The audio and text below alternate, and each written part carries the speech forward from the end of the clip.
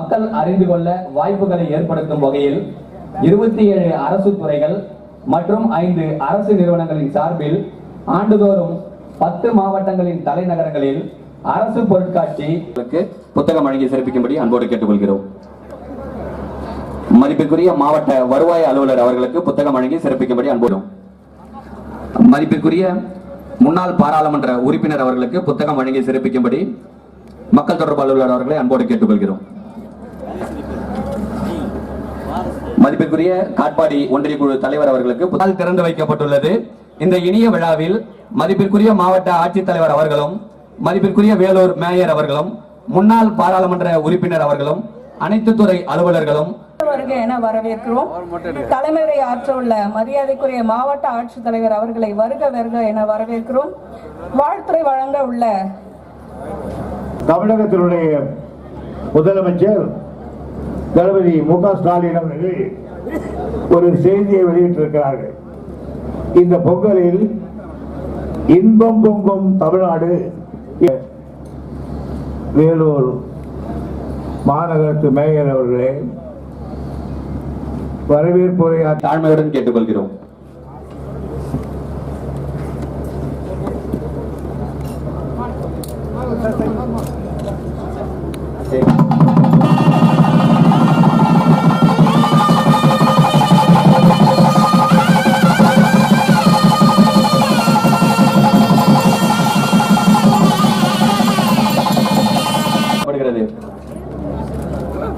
மருத்துவம் மற்றும் மக்கள் நல ஆய்வுக்கான காசோலை வழங்கப்படுகிறது, ஆணை வழங்கப்படுகிறது.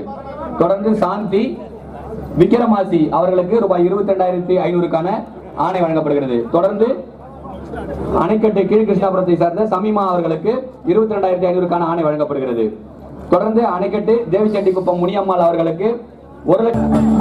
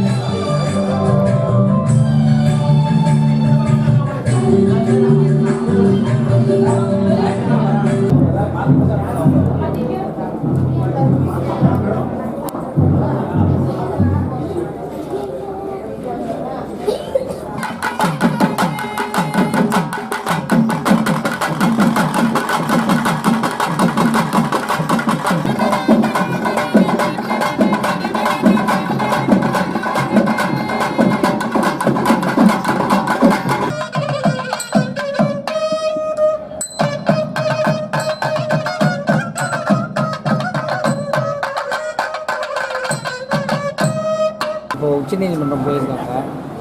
முன்ன போனாங்க, இப்போ மறுபடியும் அதை ஆய்வு பண்ணலாம் அப்படின்னு சொல்கிறாங்க. ஆனால் நம்ம போய் இப்போ ஆய்வு பண்ணுற அளவுக்கு தமிழக அதிகாரிகள் சரியாக செயல்படல அப்படின்னு சொல்லி குற்றச்சாட்டு இருக்குது. அப்படி அப்படியா சொல்லிட்டு இருப்பாங்க.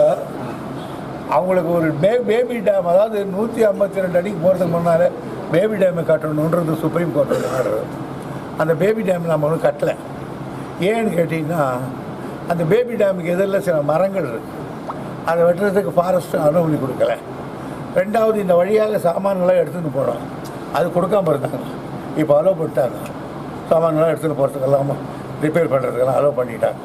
இன்னும் கொஞ்சம் கொஞ்சமாக நீங்கள் இந்த மரத்தை எடுத்து கொடுத்துறாங்கன்னா டேமில் கட்டிடுவோம். அதுக்கப்புறம் தான் 152 எடுத்த முடியும். இப்போ நம்ம தமிழக அரசு பேபி டேம் கட்ட நம்ம தயாராகிட்டோம். நாம் என்றைக்கும் தயாராக இருக்கோம்.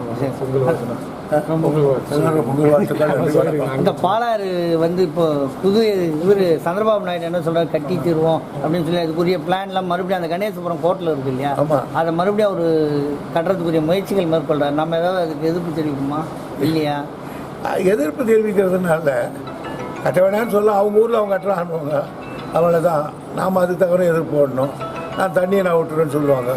இது வழக்கமாக நடக்கிறது, இது ஒன்றும் பெருசு கிடையாது. இடைத்தேர்தலில் திமுக எதிர்த்து அந்த கட்சி இப்போ போட்டியை முன் வர மாட்டேன்னெல்லாம் புறக்கணிப்பு அப்படின்னு சொல்கிறாங்க, பிரதான எதிர்கட்சி உட்பட. அது என்ன சொன்ன, என்ன மாதிரி எதிர்கட்சிகள் அவ்வளோ பலமாக இருக்காங்கன்னு அர்த்தம். ரொம்ப நன்றி. தைத்தியங்கள், பொங்கல் வாழ்த்துக்கள், உழவர் திருநாள் ஆகிய எல்லா திருநாளும் தை முதல் நாள் பிறக்கிறது. தளபதியினுடைய ஆட்சியில் தமிழ்நாட்டு மக்கள் நீர்வளமும் நிலவளமும் பெற்று மனவளத்தோடு நல்வளத்தோடு வாழ்ந்து வருகிறார்கள். ஏழை எளியவர்களுக்கெல்லாம் பல்வேறு திட்டங்களை வகுத்துக்கிட்டு இருக்கார். இன்னும் சொல்லப்போனால் சட்டம் ஒழுங்கை பலமாக்குவதற்கு இந்தியாவிலேயே பாலியல் தொழில் செய்கிறவர்களுக்கெல்லாம் தூக்கு தண்டனை என்ற புதிய விதி இந்தியாவிலே முதலாக அறிமுகப்படுத்தி இருக்கிறார். எனவே தொழில் பெருக வேண்டிய திட்டங்களை எல்லாம் அனுபவித்து வருகிறார். எனவே தொழில், சட்டம் ஒழுங்கு திட்டங்கள் எல்லாவற்றையும் செய்கிற தளபதி ஆட்சியில் மக்கள் நிம்மதியாக பொங்கல் விழாவை கொண்டாடி கொண்டிருக்கிறார். பெரியாரை பற்றி ரொம்ப தரக்குறைவாக 2-3 நாளாக அதிகமாக பேசுகிறாங்க.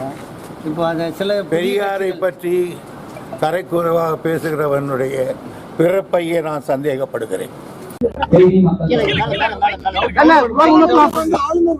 கண்டனம் தெரிவிச்சிருந்தார்ல சார், அதுக்கு இன்னைக்கு பதில் கொடுத்திருக்காரு. இந்த ஆணவம் முதல்வருக்கு நல்லதல்லன்னு சொல்லியிருக்காருங்க சார். ஆளுநர் வந்து முதல்வருக்கு இருக்கிற ஆணவம் சரியில்லை, சட்டசபையில் வந்து இருக்கிற மரபை தான் நான் பாட சொன்னேன், ஆனா அதை தாண்டி அவங்க எதிர்ப்பு தெரிவிக்கிறாங்க. பாரத தாயின் குழந்தைகளா இதை பண்பு மரபு அதல்ல. இத்தனை ஆண்டு காலமாக முதலிலே தமிழ் தாய் வாழ்த்தும் இறுதியிலே தேசிய கீதம் பாடுபட்டு வந்திருக்கிறோம். அந்த மரபை மாற்ற சொன்னது அவர்தான். ஆகியனாலே தவறு இழுத்தவர் அவர்தான். அவர் பார்த்து முதலமைச்சரை ஆணவம் என்கிறார். ஆனால் அவருக்கு கவர்னர் என்கிற திமிர் இருக்கிறது. சார், அதே போல மீனவர் சமுதாயத்தில் நடந்த ஒரு நிகழ்ச்சியில முதல்ல தேசிய கீதம் பாடிருக்காங்க, அதுக்கப்புறமா தான் தமிழ் தாய் வாழ்த்து பாடியிருக்காங்க சார். தெரியல எனக்கு. அதே போல சீமான் சொல்லியிருக்காரு, பெரியார் வந்து எந்த சமுதாயத்திற்கு நல்லது செஞ்சாரு, அவர் என்ன புரட்சி செஞ்சாருன்னு கேள்வி எழுப்பியிருக்காரு. நான் பெரியாரை பற்றி அவதூறாக பேசுகிறவருடைய பிறப்பையே சந்தேகப்படுகிறேன்.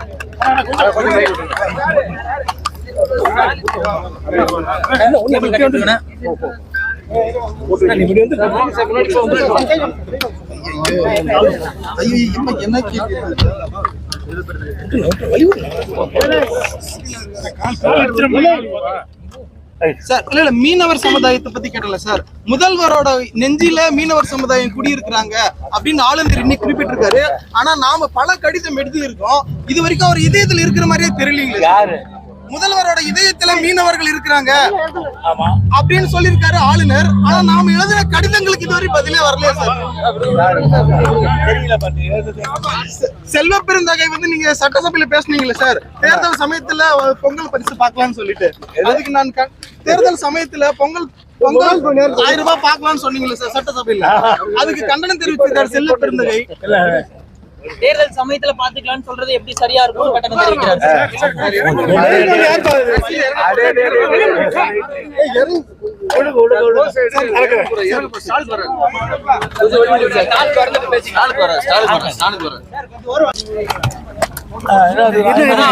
அவங்க புறக்கணிக்கிறதுக்கு எப்படி பாக்குறீங்க சார்? பெரும்பான்மையா இருக்கிற திமுக மட்டும் தான் களத்துல இருக்கு. இப்போ அதை எப்படி பாக்குறீங்க சார்? எல்லாருக்கும் பயம்னு சொல்றாங்க, ஒரு சிலர் இருக்காங்கல்ல, அவ்வளவு பலமா இருக்காங்கன்னு அர்த்தம்.